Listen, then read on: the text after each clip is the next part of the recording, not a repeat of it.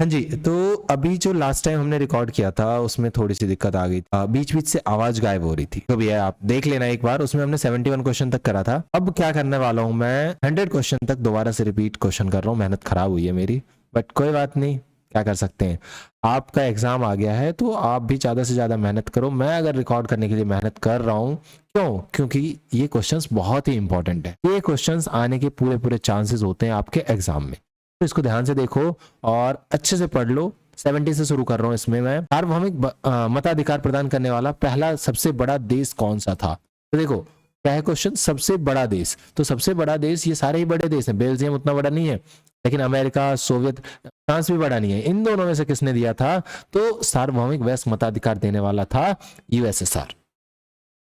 अगला क्वेश्चन है, निम्नलिखित में से किसने 1962 में सिक्किम राष्ट्रीय कांग्रेस की स्थापना की थी? तो ऑप्शंस हैं भीम बहादुर गुरुंग, सचमन लिंबू, नर बहादुर भंडारी, या फिर कांजी लेंडुप दोरजी। तो आंसर इसका है भाई कांजी लेंडुप दोरजी। इन्होंने 1962 में सिक्किम राष्ट्रीय कांग्रेस की स्थापना की। अगला क्वेश्चन है, संयुक्त राष्ट्र महासभा के संदर्भ में निम्नलिखित कथनों में से विचार कीजिए बेसिकली क्या सही है क्या गलत है।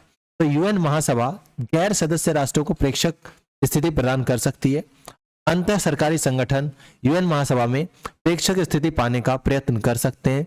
यूएन महासभा में स्थायी प्रेक्षक यूएन मुख्यालय में मिशन बनाए रख सकते हैं। तो ऑप्शंस हैं आपके पास केवल 1, 2, या फिर केवल 2, 3, या फिर केवल 1 और 3, या फिर 1, 2, 3। तीनों ही ऑप्शन सही है। क्या ये वाला आंसर है? तो आप सभी देख पाते हो कि यूएन महासभा में गैर सदस्य राष्ट्रों को प्रेक्षक स्थिति प्रदान कर सकती है, ये सही है।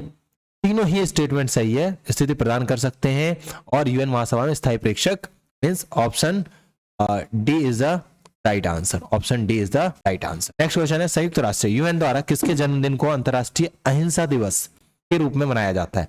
तो ये हमारे लिए बहुत ही खुशी की बात है कि हमारे देश में एक अहिंसा के पुजारी माने जाते हैं महात्मा गांधी। 2 अक्टूबर को इनका जन्म दिवस मनाया जाता है और उसी के उपलक्ष्य में अंतरराष्ट्रीय अहिंसा दिवस भी मनाया। अगला क्वेश्चन है, निम्नलिखित राज्यों के गठन पर विचार कीजिए तथा इन्हें कालानुक्रम में व्यवस्थित कीजिए। तो सबसे पहले कौन सा बना था और उसके बाद कौन सा, उसके बाद कौन सा, उसके बाद कौन सा। तो देखो मैं इनका ईयर लिख देता हूं। तो ये बना था 1966 में, 1 नवंबर 1966 को बना था हरियाणा, और गोवा बना था 1987 में, तेलंगाना 2014 में, और झारखंड ईयर 2000 में। तो सबसे पहले आपका 4 आना चाहिए। 4 इसमें भी है और इसमें भी, तो ये ऑप्शन खत्म, ये ऑप्शन खत्म। और 4 के बाद आना चाहिए 1, तो 1 इसमें है नहीं, तो 4 के बाद 1 means option B is the right answer. Next question है क्वेश्चन नंबर 75, अफ्रीकी महाद्वीप के से संयुक्त राष्ट्र के पहले महासचिव कौन थे? तो डैग हेम्सगोल्ड, विंस्टन चर्चिल, या फिर बुतरस घाली, या फिर कोर्ट वाल्डहाइम। तो ऑप्शंस हैं चारों। विंस्टन चर्चिल है नहीं, अमेरिका से है, ये भी नहीं है। आपका option C is the right answer. Boutros Ghali was the first person belongs to Africa and he was the महासचिव, पहले महासचिव थे अफ्रीका से। अगला क्वेश्चन है आसियान। ये देखो आसियान के बारे में भाई बहुत महत्वपूर्ण क्वेश्चन है कि आसियान क्षेत्रीय मंच जिसको बोलते हैं ARF, आसियान रीजनल फोरम के बारे में कथन दिए हुए हैं 2, उनमें से कौन सा सही है? इसे 1994 में इंडो पैसिफिक में सुरक्षा संवाद के लिए महत्वपूर्ण मंच के रूप में स्थापित किया गया था। इसमें 27 सदस्य देश शामिल है। तो कौन कौन से कथन सही है ये बताना है। तो आपका दोनों ही कथन सही है आसियान क्षेत्रीय मंच के बारे में, तो आपका आंसर हो जाएगा ऑप्शन सी। नेक्स्ट क्वेश्चन है, कौन सी रेखा भारत और पाकिस्तान को विभाजित करती है? तो ऑप्शन है हेनरी मैकमोहन भाई चाइना के साथ है। सुगौली रेखा ये नहीं है। रेड क्लिफ रेखा, तो option C is the right, और उपरोक्त में से कोई नहीं, ऐसा कुछ नहीं है। Red Cliff was the line which was between Bharat and Pakistan. निम्नलिखित में से किस पंचवर्षीय योजना के अंतर्गत भारत में पंचायती राज प्रारंभ किए जाने का सुझाव दिया गया? देखो पंचायती राज क्या होता है भाई, देखो एक होता है स्टेट और एक होता है यूनियन। और टाइप का गवर्नमेंट बनाया गया पंचायती राज, जो कि पंचायत लेवल पे होगा, पंचायत लेवल पे। और इसकी शुरुआत के लिए द्वितीय पंचवर्षीय योजना में सुझाव दिया गया था और इसको शुरू किया गया सबसे पहले राजस्थान में, ये याद रखना। स्टार्ट किया गया था। इनमें से किस वर्ष में जनता पार्टी ने केंद्र में सरकार बनाई? तो आप सभी जानते हैं ऑप्शंस हैं 1977, 1980, 84, 75। देखो 1975 से पहले 1972 में इलेक्शन हुआ था, 67 में हुआ था, उससे पहले 62 में हुआ था, उससे पहले 57 में हुआ था, उससे पहले 57 में हुआ था, और उससे पहले 52 में हुआ था। पहला इलेक्शन 52 में। तो 62 तक 3 इलेक्शन में तो जवाहरलाल नेहरू रहते हैं, चौथे इलेक्शन में जवाहरलाल नेहरू मर जाते हैं, जिसकी वजह से उनका देहांत मतलब हो जाता है, और 67 में कांग्रेस की सीट्स कम हो जाती हैं, और फिर 72 में वापस कांग्रेस की सीट बढ़ती है, इंदिरा गांधी होती है उस टाइम प्रधानमंत्री। 75 में जो इलेक्शन हुआ था 1975 में, इंदिरा गांधी को पद से हटा दिया गया था इलाहाबाद कोर्ट के द्वारा, जिसकी वजह से 1975 में इन्होंने इमरजेंसी लगा दिया, और उसका आर्टिकल था 352 आर्टिकल, जिसके तहत नेशनल इमरजेंसी लगाया था। और उसके 2 साल बाद 77 में जब इलेक्शन हुआ, उस समय ये जीतते हैं जनता पार्टी और इनकी सरकार बनती है। राष्ट्रीय लोकतांत्रिक गठबंधन की स्थापना कब हुई? ऑप्शंस हैं 1951, 1998, 2004 या फिर 1980। अगर आपने राष्ट्रीय लोकतांत्रिक गठबंधन नहीं सुना होगा तो एनडीए सुना होगा, नेशनल डेमोक्रेटिक अलायंस, जो कि बीजेपी लीड करती है इस पार्टी को, इस अलायंस को, और इसकी स्थापना हुई थी जब अटल बिहारी वाजपेयी प्रधानमंत्री बनते हैं 1998 में। तो आप इसको याद रखो। अगला क्वेश्चन है, निम्नलिखित में से कौन सा दल 1977 में जनता पार्टी का गठन करने वाले दलों के समूह का हिस्सा नहीं था? जनता पार्टी बना था भाई, तो ऑप्शंस हैं, क्या लोकदल इसका हिस्सा था? लोकतंत्र के लिए कांग्रेस ये हिस्सा था उसका? भारतीय जनसंघ था? देखो लोकदल भी था और ये भी था, ये भी था। स्वतंत्र पार्टी उसका हिस्सा नहीं था, तो option D is the right answer. Jammu और Kashmir national conference party JKNCP की स्थापना किसने की थी? ऑप्शन है शेख महमूदुल्लाह और गुलाम चौधरी अब्बास, और अगला ऑप्शन है शेख अब्दुल्ला और चौधरी गुलाम अब्बास, उससे अगला ऑप्शन है शेख नजीमुल्लाह और चौधरी हरि सिंह, और लास्ट ऑप्शन है इनमें से कोई नहीं। तो आंसर है भाई शेख अब्दुल्ला का नाम सुना होगा आपने, चौधरी गुलाम अब्बास। ये दोनों ने मिलकर JKNCP की स्थापना की थी जम्मू एंड कश्मीर में। अगला क्वेश्चन है, भारतीय परमाणु कार्यक्रम का जनक किसे माना जाता है? ऑप्शंस हैं डॉक्टर होमी भाभा, राजा रमन्ना, APJ अब्दुल कलाम या फिर जवाहरलाल नेहरू। तो भाई परमाणु कार्यक्रम के लिए जवाहरलाल नेहरू नहीं, क्योंकि इनको चाचा नेहरू बोलते हैं, और ये प्रधानमंत्री रहे थे, 3 बार प्रधानमंत्री रहे थे। कितने बार रहे थे याद रखना, 3 बार। आंसर है ए, डॉक्टर होमी जे भाभा भी बोलते हैं इनको, और इन्होंने ही भारतीय परमाणु कार्यक्रम की शुरुआत की थी। राजा रमन्ना है नहीं। APJ अब्दुल कलाम को भाई आप जानते हो मिसाइल मैन के नाम से जाना जाता है, क्योंकि इन्होंने सफल मिसाइल परीक्षण किया था 1998 को, मिसाइल मैन के नाम से जाना जाता है APJ अब्दुल कलाम। अगला क्वेश्चन है आपका, भारत द्वारा हस्ताक्षर किए गए निम्नलिखित समझौतों को उनके प्रकटन के क्रम में सुव्यवस्थित कीजिए। तो सबसे पहले कौन सा है? भूमि समझौता है, ताशकंद समझौता है, मॉस्को परीक्षण प्रतिबंध संधि है, या फिर भारत रूस मैत्री संधि। ऑप्शन है सी, तो मॉस्को प्रतिबंध संधि, मॉस्को परीक्षण प्रतिबंध संधि, ताशकंद समझौता। हाँ, तो ऑप्शन सबसे पहले ये हुआ था भाई 63 में हुआ था, 1963 में, ये हुआ था 1966 में, तो आप देख पाओगे। और ये भूमि सीमा समझौता और भारत रूस मैत्री ये 1973 के आसपास हुआ था। ठीक है, तो सबसे पहले सी आएगा, फिर बी आएगा, तो option A is the right answer. Next question है, भारत व यूरोपियन यूनियन के व्यापार संबंधों को प्रोत्साहित करने के लिए किस क्रियाविधि को स्थापित किया गया? मतलब कौन सी क्रियाविधि है? अंतरराष्ट्रीय सुसाधन क्रियाविधि, या फिर निवेश सुसाधन क्रियाविधि, वैश्विक सुसाधन क्रियाविधि, या फिर EU भारत सुसाधन क्रियाविधि। तो देखो भाई, जब भारत और यूरोप में व्यापार संबंध बन रहे थे तो निवेश पर जोर दिया गया, इसीलिए इन्वेस्टमेंट निवेश सुसाधन क्रियाविधि इज द राइट आंसर। इसमें सूची मैच करना है भाई। तो आप सभी जानते हो अटल बिहारी वाजपेयी जो थे वो NDA से थे, और VD सावरकर बिल्कुल हिंदुत्व, कट्टरवादी हिंदुत्व थे। तो डी का 4 आप सभी देख पा रहे हो ऑप्शन ए में है, तो option A is the right answer. Next question है, इसको मैच कर लेना। ऑप्शन ए, BP मंडल क्या है भाई? द्वितीय पिछड़ा वर्ग, और कांसीराम ने बहुजन समाज पार्टी की स्थापना की थी। तो इस तरीके से आप मैच कर सकते हो कि बहुत इंपॉर्टेंट क्वेश्चन हैं ये। मैंने बहुत मेहनत से अलग अलग जगह से इसको कन्फाइन करके ढूंढ के लाया हूं, जो पिछले एग्जाम्स में भी पूछा गया है, और आप अगर इनको अच्छे से कर लेते हो तो आपके स्कोर अच्छे आने के पूरे चांस बन जाते हैं। ठीक है, और इसको दोस्तों को भी शेयर करो, लाइक करो अगर पसंद आ रहा है ये, क्योंकि देखो हमारा रिकॉर्ड अच्छा रहा है। पिछले साल भी हमने जो किया है, जो कंटेंट दिया है, वो कंटेंट बहुत हद तक पूछा गया है, ज्यादातर क्वेश्चंस हमारे कंटेंट से ही आया था। ठीक है, नेक्स्ट क्वेश्चन है क्वेश्चन नंबर 87।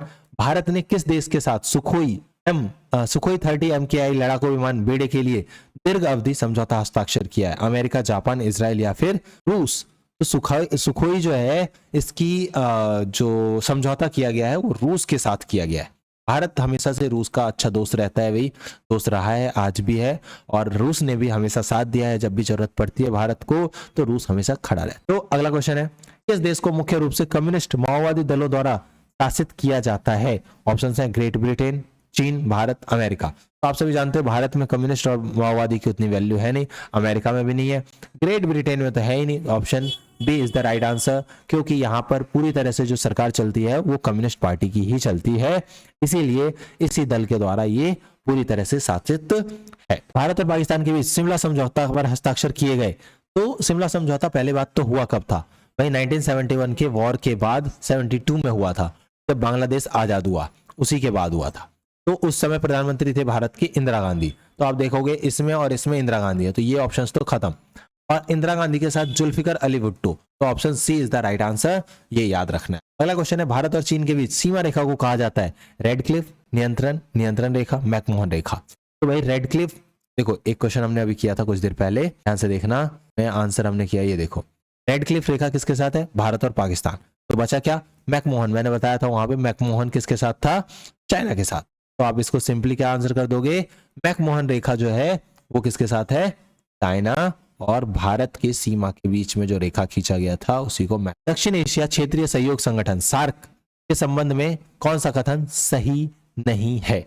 इसका मतलब ये इनमें से 3 कथन जो होंगे वो सही है, एक कथन बिल्कुल सही नहीं होगा, वही हमारा आंसर होगा। तो ऑप्शन है इसका मुख्यालय काठमांडू में स्थित है। चीन सार्क में एक पर्यवेक्षक की स्थिति वाला एकमात्र देश है। पहला सार्क शिखर सम्मेलन ढाका में आयोजित किया गया था।